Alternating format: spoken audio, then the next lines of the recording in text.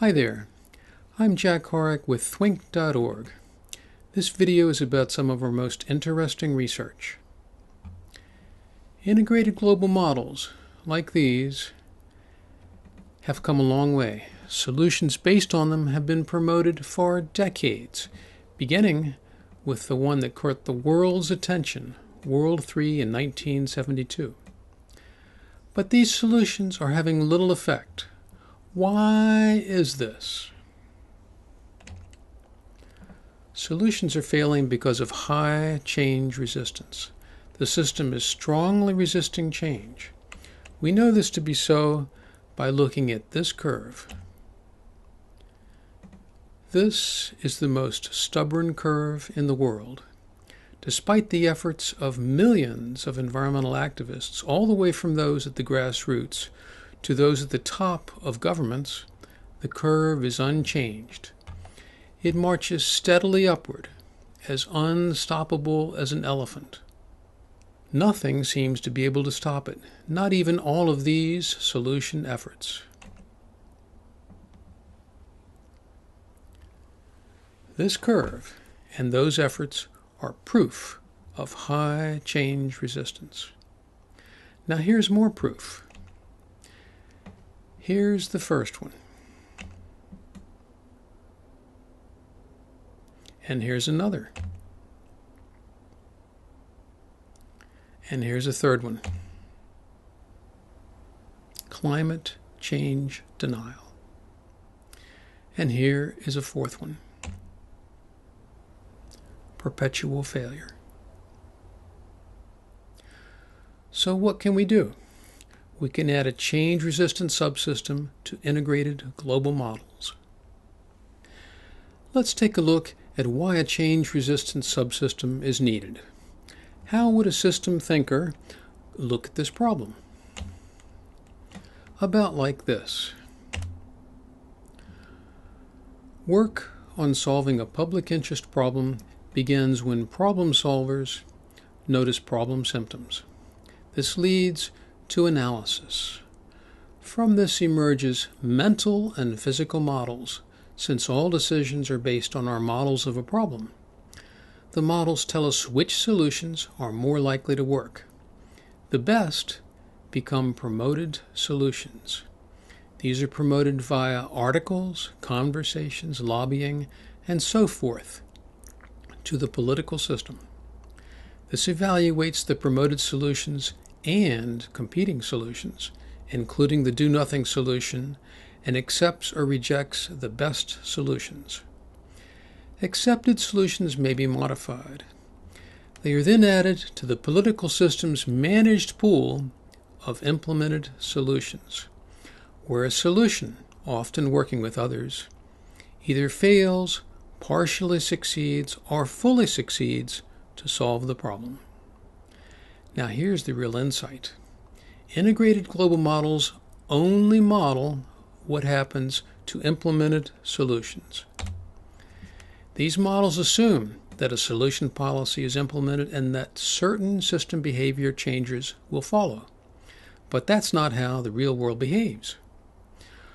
Promoted solutions first have to be accepted by the political system. Integrated models don't model that. The result is there is no separate analysis of the change resistance part of the problem, and so there's no solutions to solve that. The final result is pretty sad. There's just not enough of the promoted solutions that get accepted to solve the problem. This simple little diagram says it all. It says why integrated models need a change resistance subsystem.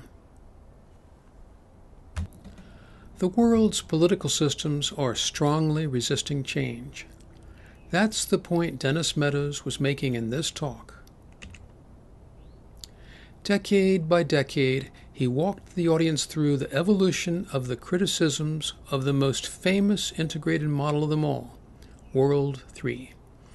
In the 1970s, the charge was there were no limits. The evidence soon showed otherwise. So in the 1980s, the criticism changed. Soon people realized that one was false too. So in the 1990s, the opposition reached into their bottomless bag of deceptions and came up with yet another criticism. That too soon turned out to be false. So in the 2000s, they came up with another big lie. People soon saw right through it. So in the 2010s, another new lie is being peddled. It never ends. Deception never sleeps, because if it does, the people see the truth. Dennis gave this talk back in 2012. The criticisms are a form of change resistance. They evolved over time. When one criticism failed, another was rationalized out of thin air to take its place. The motivation behind these criticisms was so strong that not even a rock-solid evidence-based argument like World 3 or modern successors like C-Roads can stop the criticisms and the change resistance. That's because the resistance is systemic and arises from deep, unresolved root causes. I talked to my wife a little bit about this slide of Dennis's. She says, "That's pretty neat. He's going through blocks of change resistance, one by one, decade by decade." To me, Dennis was asking a question in this talk. How are we going to overcome the change resistance behind these criticisms? It's a problem a lot of people are working on. We've got a little challenge ahead. How are we going to find the root cause of successful change resistance? Thwink.org has been working on this problem for a long time, starting in 2001. In 2005, we wrote a little paper on a possible root cause. The analysis is based on a simple idea. In political systems, there are two main groups of people: those who oppose solving the problem and those who support solving it. That's why we're having so much trouble solving the climate change problem, for example. There are too many people who oppose solving it. But all problems arise from their root causes. So here's what we need to do. We need to find the root cause of why these large differences exist. This can be done by modeling the problem with two main feedback loops. Let's start building the model. Let's build a model with two main feedback loops. One loop is for those opposing solving the problem. The other loop represents those supporting solving the problem. Solving the climate change problem, for example, would benefit the majority of people. It's a common good problem. Anyone who opposes solving it is a degenerate. So let's create a stock for degenerate supporters. A degenerate is someone who has fallen from the norm. They have degenerated. This can be temporary or permanent. By contrast, a rationalist uses rational thought to decide how they should best go about solving common good problems, those that would benefit the majority. A rationalist doesn't make perfect decisions, they suffice. These two kinds of supporters come from the stock of uncommitted supporters, also called independents or swing voters. There are also young voters who are not yet supporting a particular position or party. Each side uses messages to try to gain uncommitted supporters and to keep from losing supporters. The rationalists use rational messages about what's the best way to solve the problem. They tell the truth about the problem and what's best for all. The model represents this with true memes. A meme is anything you learn from other people, like language, values, and facts. Now that we have a loop, it needs a name. It's the race to the top, because politicians are competing to see who can best serve the common good. The core strategy of this loop is more the truth. For example, Integrated global models show the truth. If the climate change problem is not solved soon, serious and even catastrophic outcomes can be expected. Various solutions like conservation and switching to renewable energy would work, but only if politicians will see the truth and implement these solutions. Meanwhile, opposed to the race to the top is the race to the bottom. In this loop, special interests promote their own agenda at the expense of the common good. For example, solution interests may want to cut business regulations, cut taxes on the rich, and do nothing about climate change, since that's expensive and reduces short-term profits. Special interests are by definition a minority, so the only way they can get a majority of the population to vote against their own best interests is by deception. Actually, they also use favoritism, bribery, and force, but deception works best because it's the biggest bang for the buck. The race to the bottom uses false memes to win uncommitted supporters. The core strategy of the race to the bottom is deception. It's a race to the bottom because politicians are competing to see who can hurt the majority, the common good, by delivering something to special interests. In the long run, the race to the bottom is extremely destructive. These two loops are locked in a perpetual duel to see which politicians can win the most uncommitted supporters. That's why the model is called the Dueling Loops of the Political Powerplace. In most cases, these two loops represent the left-right political spectrum and therefore the main political groups in a nation, like progressives and conservatives in the United States. In industrialized nations, the most powerful special interest is big business, which is large for-profit corporations. Their chief ally is the rich and powerful. Opposed to special interests are activists working for the common good, like environmentalists. If you doubt this is how the race to the bottom works, just read Sharon Beater's Global Spin. It's all there. The book describes how the opposition, led by corporations, has so successfully spun the truth that they're winning by a landslide. The race to the bottom is all about spin and how clever, undetected lies can convince a majority to not solve the environmental sustainability problem. Now for the biggest insight in the model.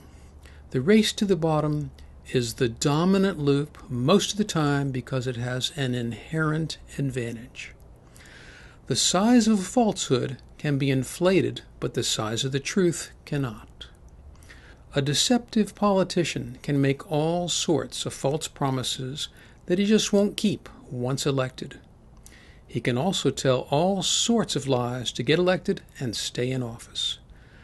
But a virtuous truth-telling politician can't do that.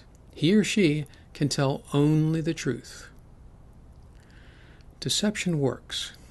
Deceptive politicians launch all kinds of ad hominem attacks during an election.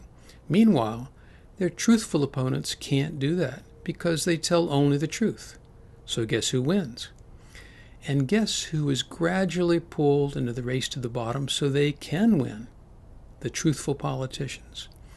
They don't tell as many lies, but they resort to a little bit of spin too so they can win. It's a terrible situation. It's a vicious cycle, a race to the bottom that sucks all politicians and all political systems into it, either a little or a lot. The model handles the inherent advantage of the race to the bottom with a node called false meme size. The size of the truth cannot be inflated. 2 plus 2 always equals 4, but the size of a false meme can be inflated to more than 1. For a deceptive politician, 2 plus 2 can equal 7, or 10, or even 27. The bigger the lie, the more infective it is, up to the point where the lie is detected. For example, An honest politician may not be able to balance the budget faster than, say, 5 years. Any faster is impossible or would wreck the economy. But a degenerate politician can say, "Hey, don't listen to him. I can balance the budget during my first year in office, and I can do it while cutting taxes because that will stimulate the economy. Trickle-down economics works. Vote for me. And vote against big government and all that unnecessary spending and protect your rights." Well, that's a pack of lies. But most people don't know it and are taken in by the deception, which never ends. This causes the race to the bottom to be the dominant loop most of the time. That's why the sustainability problem and so many other common good problems go unsolved. Now let's take a look at the simulation model. The two main loops are the race to the bottom and the race to the top. Let's run the model. At this point, neither side has an advantage, as we can see right here. The red line is on top of the green line, since neither side gains more supporters than the other. We're starting each side with one supporter. Everybody else is in this stock right here. Over time, most people in this stock have moved either here or here, as we can see on the graph. Right now, false meme size is set to 1. One false meme has the same mimetic infectivity as one true meme. We see on the model that true meme size is constant. It always equals 1, since it can't be inflated, but the size of a false meme can. The race to the bottom contains an inherent advantage. So let's see what happens if we increase the size of a false meme by a mere 10%. Oh my gosh. Over a long period of time, the race to the bottom runs away because bit by bit, it captures more supporters than the other loop. A 10% bigger lie is undetectable. That's why you can get away with it. So let's see what happens. 10%, if we raise it a little. 10%, 20, 30, 50%. What's happening is the race to the top flattens out and disappears. This is terrible. So what can the race to the top do to win? Well, let's take a look at an expanded model and find out. This is the same model with a new loop added right here. It's a balancing loop. We're now going to try and see if we can intervene and balance the awesome power of the race to the bottom. To do that, we need to identify a few things on the model. Right now, people are pushing here as they try to solve the climate change problem and other common good problems.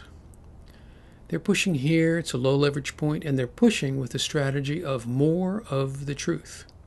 That's not working because the race to the bottom has an inherent advantage.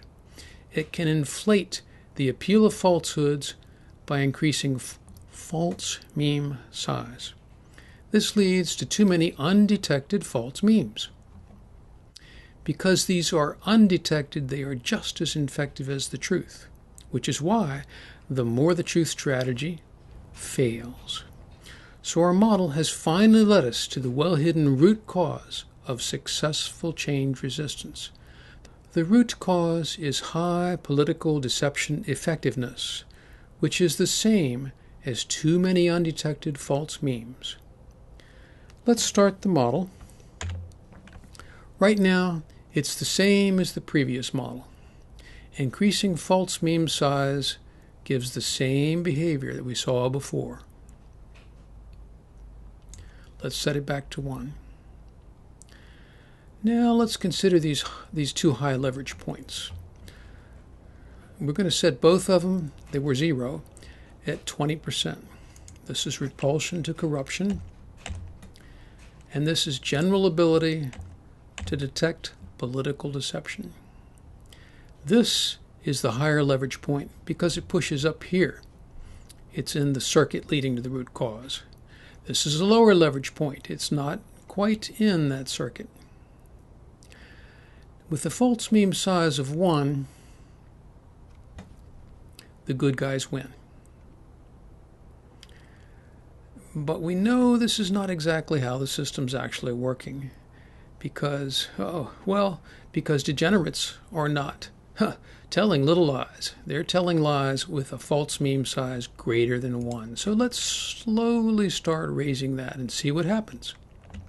10%, 20%, 30% bigger, 40%. Now the race to the bottom pulls away. 50%, 60%, 70%.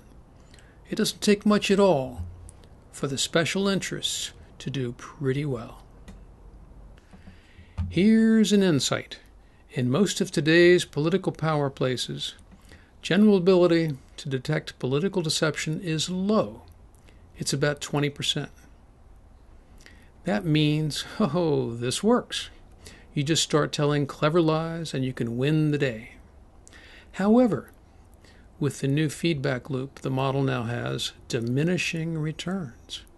Above a certain point, too big a lie backfires. Let's take a look at this. Here we go. You see? Keep raising it. And now the good guys are on top. We lower it, and we can kind of find a little optimum for the winning strategy for the bad guys, for the degenerates. It's about here.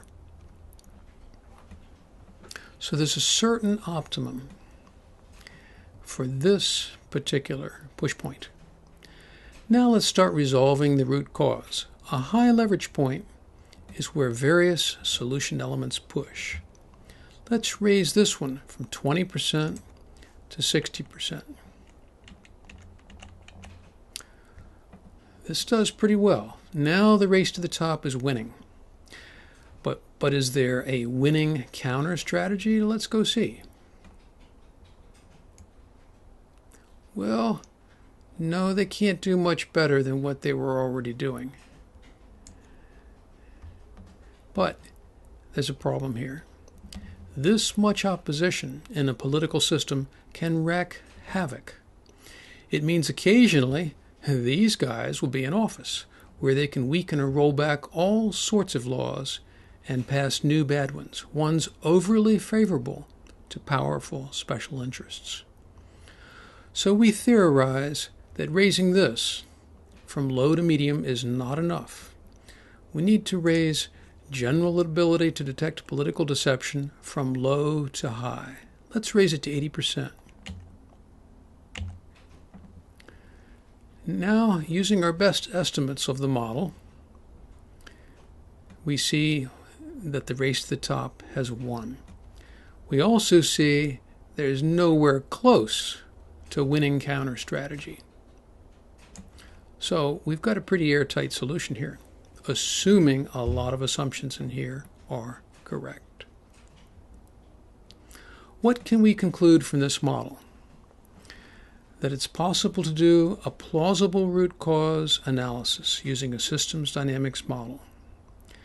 This analysis has led us to a root cause and a solution that are completely counterintuitive and are not being considered in any serious fashion. The solution strategy is to create what can be called truth literacy by pushing on the high leverage point.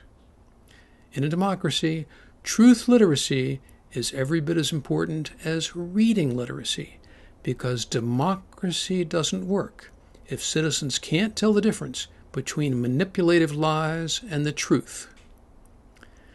Next, let's see how a model like this one can be added to an integrated global model. Today's integrated global models need a little change. Currently, they look about like this. Users manipulate parameters which cause the model to behave in different ways.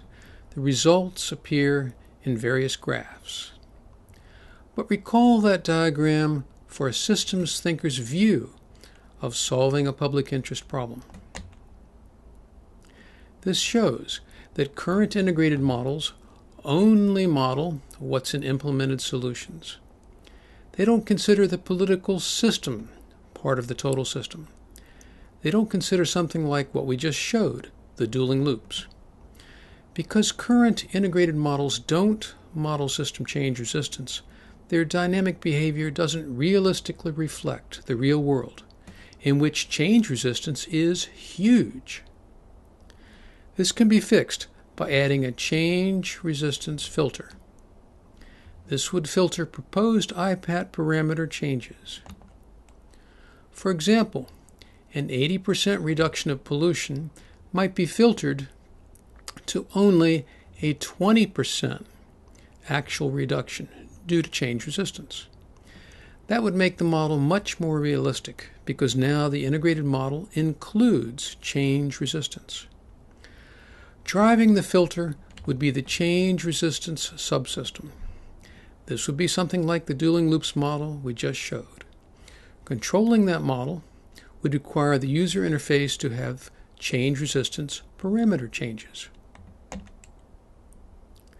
All this is an example of how a change resistance subsystem can be added to an integrated global model. Model users would no longer manipulate this. Instead, they would now experiment with these two types of parameters. Let's wrap this up with some key conclusions. Here's our first conclusion. The current crop of integrated global models are excellent at what their designers have tried to do, but it's not quite good enough. The problems we're trying to solve, sustainability and climate change, are unsolved. The solutions based on these integrated models are having a little effect. Why is this? It appears the real reason is a lack of awareness of the political system. As we've showed in this diagram, it's a model boundary error. Due to high change resistance, the political system is blocking acceptance of these proposed solutions. So what can we do? We can conclude that integrated global models need to add a change resistance subsystem. This subsystem can be used to analyze the change resistance part of the problem, find the root causes, and come up with solution strategies that will work. The change resistance problem must be solved first. Once it's solved, an incredible thing will happen. The human system will want, so to speak, to solve the sustainability problem and other common good problems just as much as it doesn't want to solve those problems now. Our final conclusion is that a change resistance subsystem can, fairly easily, be added to integrated models using the architecture shown earlier. A first iteration model of the change resistance subsystem is available as an educational example and as a starting point. This, of course, is the dueling loops model. Thank you very much.